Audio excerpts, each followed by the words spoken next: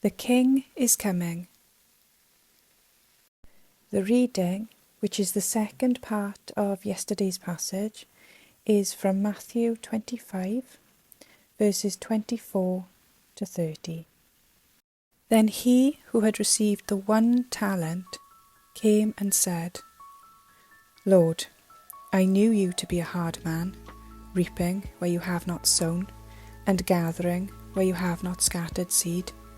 And I was afraid, and I went and hid your talent in the ground. Look, there you have what is yours.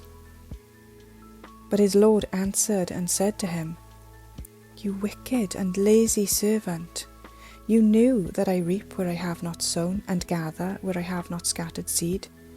So you ought to have deposited my money with the bankers, and at my coming I would have received back my own with interest. So take the talent from him, and give it to him who has 10 talents.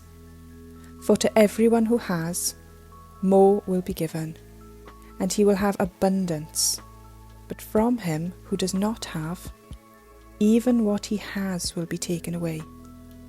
And cast the unprofitable servant into the outer darkness. There will be weeping and gnashing of teeth.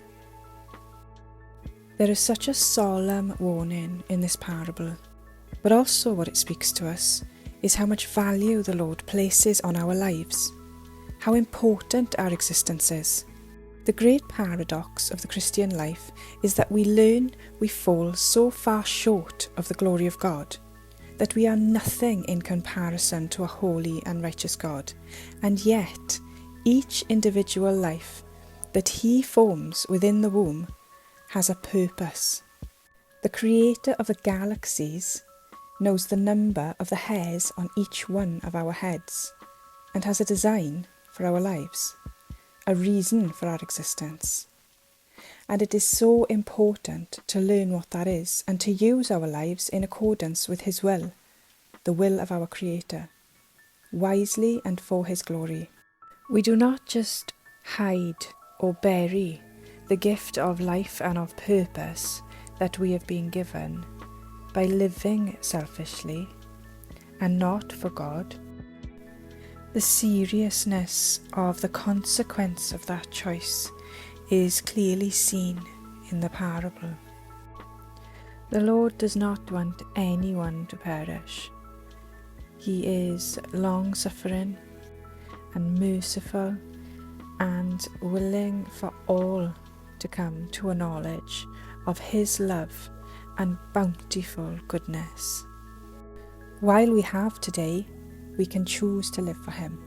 And the incredible, wonderful truth in this parable is that we have all been given the gift of life, which is evidence of the Creator in itself, and we have all been given talents, which means every single life has a purpose that revolves around serving the Creator of the universe and the Redeemer and Saviour of the souls of men. That is our portion as human beings, to seek God, His kingdom and His righteousness, to learn of and know His love and to share it with others. This is His desire, to have a relationship with us, to adopt us into His family and to spend eternity with us in a state of utter joy. Jesus, our Master, came to this earth the first time to bring salvation.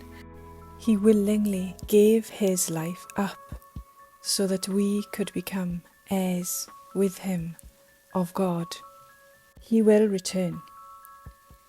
And when He does, how will He find that we have used our talents?